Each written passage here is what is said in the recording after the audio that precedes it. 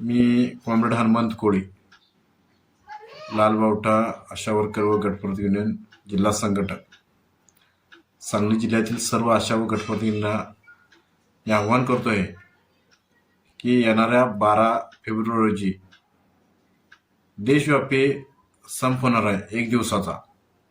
यामध्ये प्रमुख मागणी अशी आहे की आत्ताच केंद्र सरकारनं 4 श्रमसंहिता कायदा लागू केलेले आहे।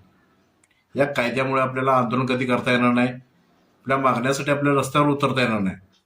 जर आपण रस्त्यावर उतरलो, आंदोलन केलो तर आपल्याला डायरेक्ट आपल्याला गुन्हे दाखल होणार आहेत, कधीही आपल्याला आंदोलन करता येणार नाही। त्यामुळे तो कायदा रद्द झाला पाहिजे।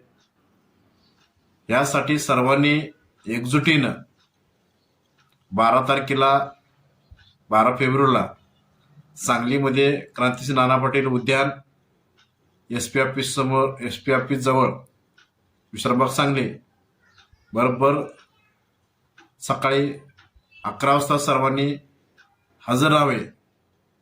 आणि इतर आपले स्थानिक विषय बी आहेत, यामध्ये आशांचे बांधण्याचा विषय असेल, इतर अनेक विषय आहेत, ते सुद्धा आपण विषय तिथे घेऊन कलेक्टरना निवेदन देणार आहे। आणि यामध्ये सर्व संघटना सामील आहेत। यामध्ये आयटक आहे, सीटो आहे, राज्य सरकारी कर्मचारी यामध्ये संपामध्ये 1 दिवस आहेत। त्यामुळे आपणही मोठ्या संख्येने या आंदोलनामध्ये भागीदारी करावी, ही कळकळीची नम्र विनंती।